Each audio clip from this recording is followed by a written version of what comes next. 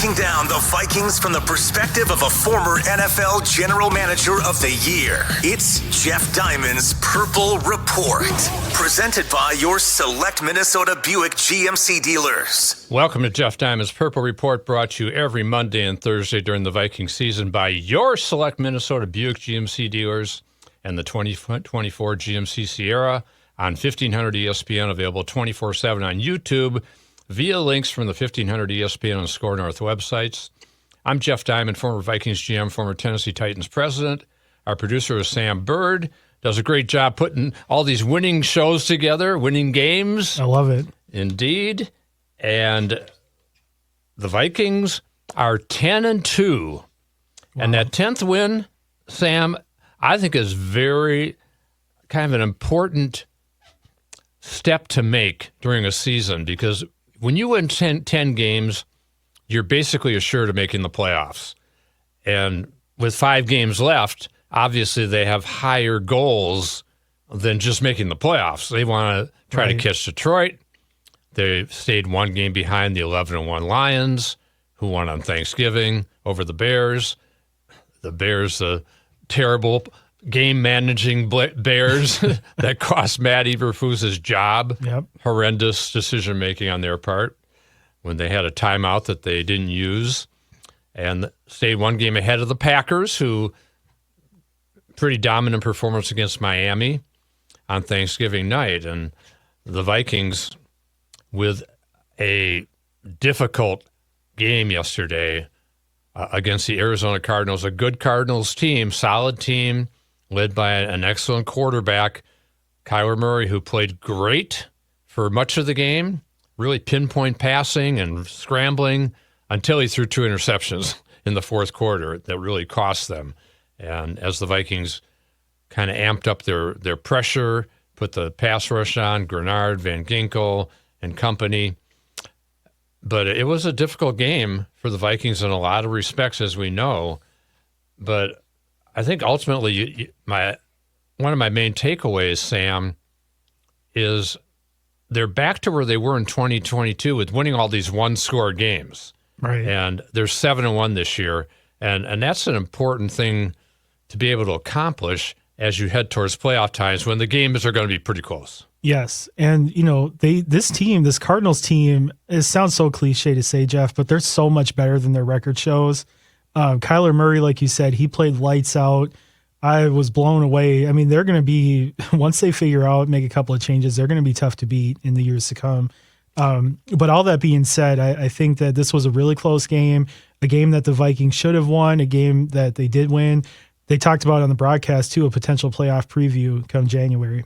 Yeah, it definitely could be. And we know this, when the Vikings play in January, which they're going to be doing, and even some of the very meaningful games they're going to have the last 2 weeks, hosting Green Bay and at Detroit, and even the week before at Seattle, it's going to be important that they play like they did at the end of the game, the last 3 drives, touchdown, field goal, touchdown, not like they did in the first half when they were outgained, something like 225-75 in the first half. And for the game, they're outgained 406-273. They're outrushed 154-68. For much of the season, when the Vikings have outrushed their opponent, they've won. In this case, they got more than double outrushed, and a lot of that was Murray, too. He had 48 yards rushing. Time of possession, the Cardinals 36-24. So the Vikings overcame a lot to win this game, and I think that can help them, especially coming from a 13-point deficit late in the third quarter. Sam Darnold showing now 2 straight weeks that he can be clutch and can bring the team, in this case, from behind, and in the Bear game to overcome a bad finish to that game and go 6 for 6 on the overtime drive. In this case, again, down the stretch, he completes the big 4th down pass to Jefferson that we're going to see shortly in the highlights.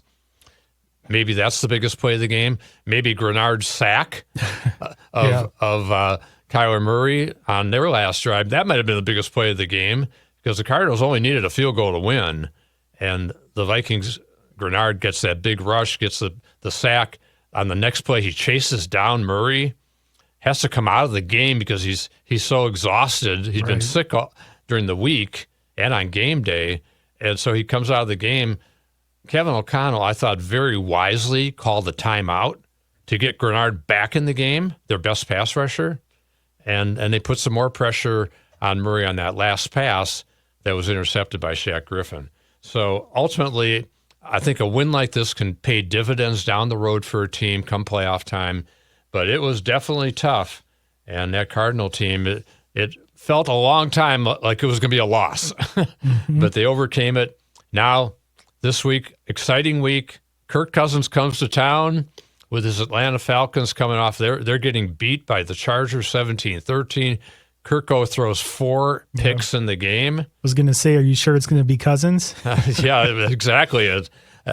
I would think it would be against his old team, but who knows? He was awful in that game against the Chargers. Some really bad interceptions. Kind of looped that last one into the end zone. An easy pick for Derwin James.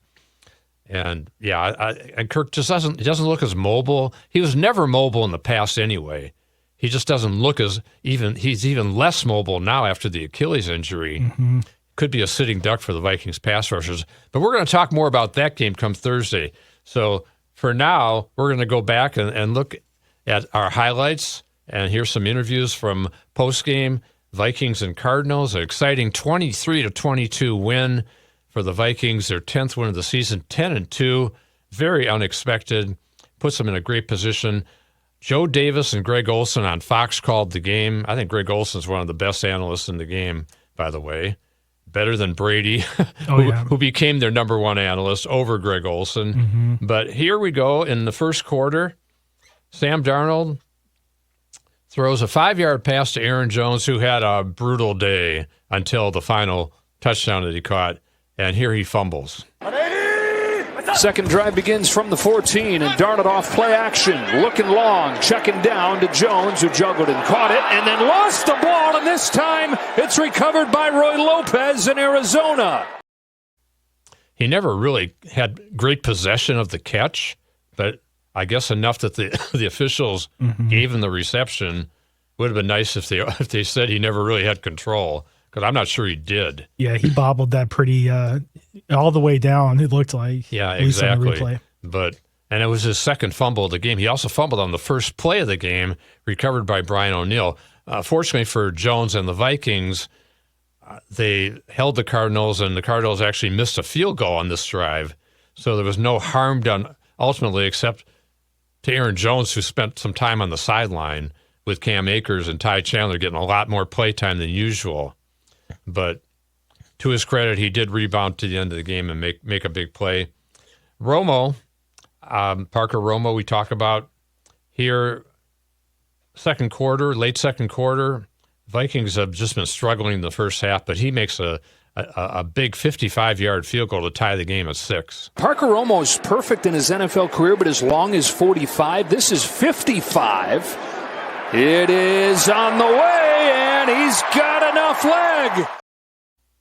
Yeah, that was a great kick. He wasn't quite perfect. He had missed an extra point in an earlier game, and then he also missed a 43-yard field goal in this game, but he did make several field goals on the season. He's 11 for 12 now in his field goal kicking, 7 for 8 on extra points. Kind of sets up an interesting scenario. Kevin O'Connell said today that they're opening the window for Will Reichard to begin practicing, which sounds like he's recovered from that quad injury. And also Andrew DePaulo opening his window too, the snapper. So we'll see if O'Connell decides to bring Reichard back this week, or if he wants to stick with Romo for one more week. He's got 3 weeks to figure out what to do with Reichard. I think it's pretty clear Reichard's coming back at some point. And it'll always be nice if Romo's kind of hanging out there, but someone may try to sign him. He has kicked well enough here, as we said, other than that 43-yard miss that he kind of pulled a little bit. So 9-6 at the half for the Cardinals. The fans not real excited, not real thrilled with the home team's performance after those 3 great road wins. And you knew the fans just wanted to cheer for the Vikings coming back home. with that great 9-2 record at that point, but they're struggling, and it gets a little worse in the third quarter. Kyler Murray completes this touchdown pass to Marvin Harrison Jr., the 4th overall pick, and he's picking on Fabian Moreau. At that point, Stephon Gilmore is out of the game with a hamstring injury. O'Connell said today he thought Moreau played really well. I'm not so sure about that. Yeah. I thought the guy was real shaky, had a couple of pass interference calls on him, gave up this touchdown to Harrison, gave up a couple other big completions. I think they're in trouble if Gilmore is not playing. Yeah. And the depth is a concern. Kind of makes you wonder, they ended up releasing a Caleb Evans. Maybe they could have used a Caleb, even though he's been a shaky corner. But in this particular situation, Kyler Murray to Marvin Harrison Jr., who beats Fabian Moreau. All right, this is where Arizona's not been able to finish a drive in 2 games. First down and 10. Murray directing traffic, sets his feet, wants him in the end zone. Harrison Jr. He's got it. There's the touchdown. Yeah, he's got 4 inches over Moreau, and it was a perfect throw by Kyler Murray, too, to the rookie. So at this point, Vikings are in a little bit of trouble, down 19-6, and having to launch a comeback. On the ensuing drive, really important drive, the Vikings go more up-tempo, go down the field. They have a big completion to Jefferson, Naylor. Cam Akers has an 18-yard run on this drive, and it's culminated with this touchdown pass. Darnold scrambles a little to his left and hits Johnny Munt. Inside the 5 with a 1st and goal. Darnold looks to throw for it. Pressured from behind. Keeps his eyes downfield and has a wide open man for the touchdown. Johnny Munt, his 2nd of the year. Really an excellent play by Darnold to escape the potential sack, and did, as we said, great job down the stretch in this game. Pulls the Vikings within 19-13 on the ensuing drive. The next series, there's pressure on Murray, trying to keep him in the pocket, which they did a better job as the game went on, and he throws a bad interception to Byron Murphy, his 5th of the season. Right now, pre-snap looks like man blitz. Moreau on Harrison to the bottom, and it is one-on-one. Murray keeps it alive. Kyler Murray looking to make magic. Heaves one. Murphy picks it off. And that set up a field goal, made it 19-16. Then the Vikings get the ball back late in the game. 2:10 left. It's 4th and 5 from the Arizona 33. And here is a terrific play from Sam Darnold. Gets the ball out quick enough to Justin Jefferson, the all-pro receiver. Jefferson and Addison both to the top. Darnold lets it rip, and there he is. Justin Jefferson saving the day. Just a great throw as he's about to get hit. Yeah. Terrific play, under pressure, game on the line at that point. And the Vikings go on after that big completion to Jefferson. Aaron Jones, I'm not sure I'm going to say make amends for the 2 fumbles, but catches the winning touchdown pass. So we'll definitely give him credit for that. Remember, it's Aaron Jones, though, who's had the fumbling problems. Darnold will look to throw for it. Pressured from behind. Hits Jones out of the backfield. Redemption for Aaron Jones. So the Vikings, with a Romo extra point that you can't take for granted, go ahead 23-22, but there's still enough time for the Cardinals, over a minute left. And Jonathan Grenard made the big play on Caleb Williams last week to help force a punt in overtime, and then the Vikings go down and get the win. And in this case, he gets his 10th sack of the season. It's a 2nd and 5 from the Arizona 35. Just a huge, huge play. Expect a lot of different pressures from Minnesota. Coming here. It was Grenard that knocked it away. There's the pressure. There's the sack. First one of the day for the Vikings. Vikings were out-sacked in this game 5-1, by the way, and another stat that they had to overcome. But that sets up this great play by Shaq Griffin, great coverage of Marvin Harrison Jr., and he gets the clinching interception. Murray lets it fly. Harrison Jr. can't get it picked off. Shaq Griffin. Minnesota's on the verge of doing it again. Tight game. Vikings on top. So Vikings run out the clock, win at 23-22. Very excited locker room after the game. And here's Kevin O'Connell in that locker room. Plenty of things that we all can do better in this room, but there wasn't one time where I felt like anybody didn't think we were coming back in here 1-0 today. And let me remind you something. You know what 1-0 today means? On December 1st, this is a 10-win football team in here. I got some game balls right here, but before I get to them, all right, offensively, wasn't our day in the first half. All right, we had our fair share of things we can get better at, improve. That's a playoff caliber team. But once again, when we absolutely had to have it, piecing together the best parts of what we do between the pockets, giving Sam time. All right, finding Jets and J.A., big-time plays here and there. T.J. Hawkinson drawing a penalty. All right, and then when we had to have them, Aaron Jones, everybody in here has your back. We had made that 3 game balls on defense, because I thought the defense, all right, when you're tired and you had to make a play, you found a way to keep them out of the end zone early, and then you got that rock back for us when we needed it. And the game balls actually went to Jalen Redmond, young defensive tackle, had 4 tackles in this game, 2 tackles for loss. He really showed up in that defensive line.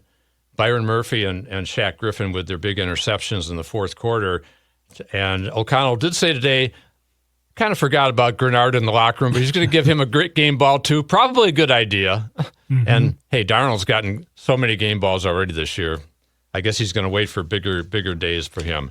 We're going to hear from a couple of the players and a little bit more from the coach. But first, let's talk about our great sponsor, the Select Minnesota Buick GMC dealers. There are trucks, and there's the truck, GMC Sierra, with available features like the V8 engine, the ultimate luxury interior, and, of course, the available world's first 6-function multi-pro tailgate. GMC Sierra, not just any truck, the truck. GMC's continued commitment to professional-grade engineering is on full display at your Select Minnesota GMC dealers. Stop by and choose from our wide selection of colors, models, and trim levels. Our friendly sales professionals are ready to work with you so you drive home happy with not just any deal, the deal. So come take a test drive today. We are professional-grade GMC. Well-qualified buyers get 0% APR on 2024 GMC Sierra light-duty models. See your Select Minnesota GMC dealers today. Length of contract limited. Some customers will not qualify. Not available with lease and some other offers. Take new retail delivery by 12/2/24. Kevin O'Connell talking a little bit more to the media after the game. Proud of his team getting to 10 wins. I'm proud of our guys. Got our 10th win, by December 1st, which I think is an accomplishment. Games are hard to win. I do think that's a really, well-coached playoff caliber football team in that other locker room. Want to give the Cardinals a lot of credit. They made it very hard on us. We've got to be a lot better offensively and, see if we can not put ourselves in a hole. But I will say, when we absolutely needed it, to put those, to put those drives together and, find a way to get the points needed to win the game is obviously the intent of everything here. But as we continue to take a close look at what we do, there'll always be room for improvement, but very much looking forward to attacking it with these guys. And I did congratulate them on getting to 10 wins, as we kick off a very important month. A couple other points observations I would have, Sam. The red zone defense really kind of saved the day for the Vikings, especially the first half. Held the Cardinals to 1 of 6 on touchdowns in the red zone. That was really a key. So the defense bent, but they didn't break, gave up 460 yards. Big time possession difference. But again, they won the turnover battle 2-1. That's always a key to a victory. We'll be watching the corner depth, see if Gilmore can make it back for the game against Kirk Cousins and the Falcons this week. Vikings penalties, again, winning the penalty battle. Only had 3 in the game, 2 of them by Moreau. And the Cardinals had 10 for 96 yards. 4 false starts. Again, the home crowd, making an impact for the Vikings. Very excited, especially in the second half when things got rolling in the right direction. So that was a positive. And we'll be following this week the drama with the kickers, see what happens and what Kevin O'Connell decides to do. Justin Jefferson talking after the game about some of those key plays and how Sam Darnold found them. Just kind of getting in that tempo and just trying to get the defense a little bit off schedule and get them a little gas. Wish they were. So I feel like every time we're in that tempo and we're kind of moving the ball at a fast pace, we move the ball very well. So I always try to keep implementing to the coaches and to some of the players that to continue to do the tempo and to continue to move the ball at a faster pace. I feel like it works very well for us. How much of the go-ahead drive was trusting each other? I mean, you had 2 or 3 do-or-die plays on that drive, and it never looked like there was any panic. Yeah, I've kind of been trying to tell these guys to give me the ball a little bit. Coming off the first half, I only had 3 targets. So that second half, they kind of got me into the game plan a little bit more, kind of got me into those zone coverages. They played a lot of cover 2, and they didn't really, too much double me too much. So I was able to kind of sit in those holes in the zone, and Sam found me plenty of time. Yeah, Justin on the day, 7 catches, 99 yards, second in the league in receiving yards this year. He's got now 1,038 receiving yards on 68 receptions, second only to his college teammate, Jamar Chase in Cincinnati. Also, Jordan Addison made a couple big plays, big catches. He had 4 for 54. Hawkinson, 3 catches, drew a big pass interference on the winning drive. So a lot of good stuff happening. Offensive line, a little up and down in this game, especially the interior. Had a really hard time handling the Cardinals' blitzes from their linebackers. Vikings, Darnold sacked 5 times, and most of those were kind of interior pass rushes. So that's something that they've got to clean that up.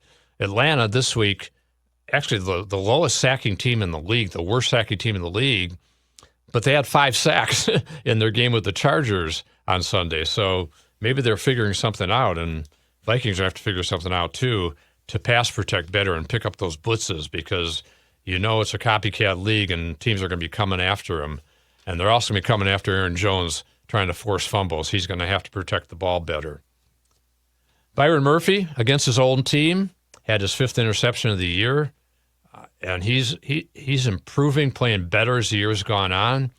And he's talking about getting that win over his former team. A good team over there, a great quarterback over there trying to make plays, but this is the mindset, I would say. But our defense has it, so, just come get a stop and take it play by play, and I think that's what just helped us, get the ball back to our offense as well. How much did that last defensive stand feel like overtime against the Bears? You get that negative play and then kind of hang on, and you had to. You just had to go make a play. That was our mindset. You have to make a play on the defensive side. Try to go get a turnover, and obviously Shaq came down with the pick, and that just, showed what type of defensive playmakers we got on this team. Just the red zone defense, what was the key to making so many stops in the red zone side? Red zone, we just knew, his targets. That's what we wanted to get the ball to. 85 had this many catches, the next person had that many catches, so we knew where he was trying to go to get the ball to. And obviously, K1 scramble ability too, so staying on receiver a little bit longer, probably got to cover a little bit more longer, but obviously just keeping him in the pocket was the number one thing for sure. Yeah, Murphy talking about 85. That's Trey McBride, the tight end, 12 catches, 96 yards in the game, and we're going to have to do a better job on the tight ends in the future. They're going to be facing some really good ones down the road, guys like Laporte in Detroit. This week, Kyle Pitts was a very high draft pick of Atlanta.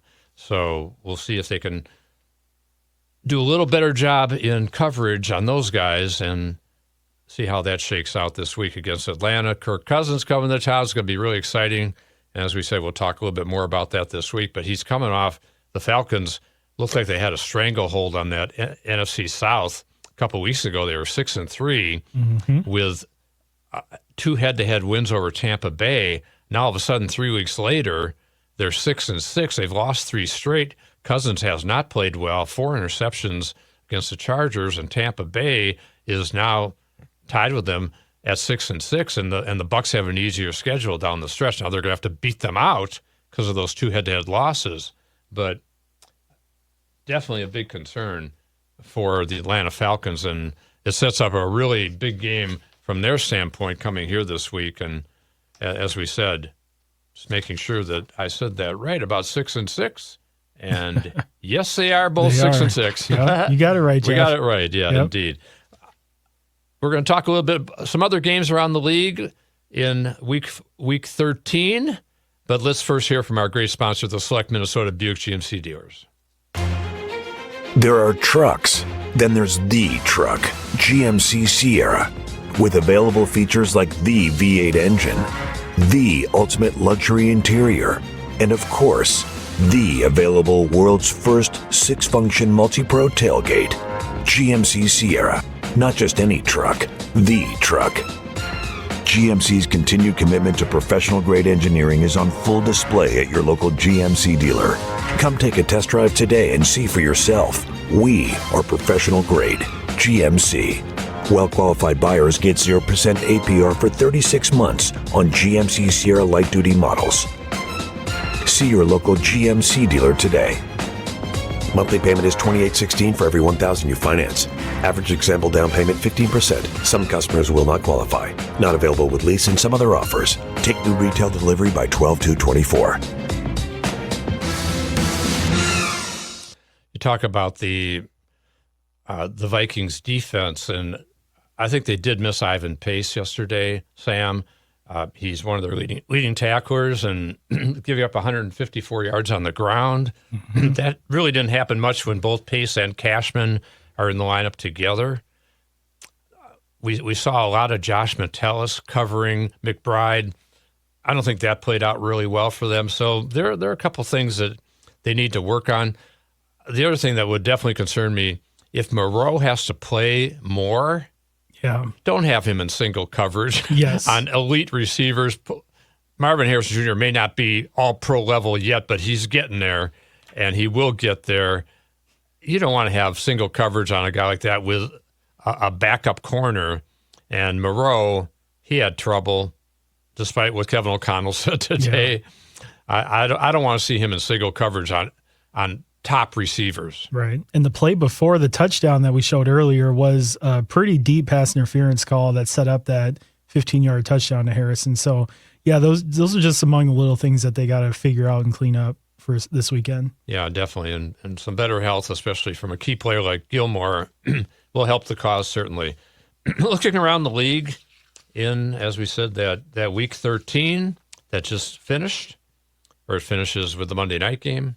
That nobody cares about, Denver and Cleveland. Big game coming up, by the way, on Thursday. It's Detroit at Green Bay. Is that Green Bay? Not sure about that. I think it's. I'll check. I'll take a look here. Let's see. I think I'm sorry. Green Bay at Detroit on Thursday night. Yeah, there you go. It's kind of a game, and we'll talk more about that Thursday. But kind of a game that I think the Vikings win either way. That. Certainly, they'd love to see the Lions get knocked off and have a chance to tie for first place in the division.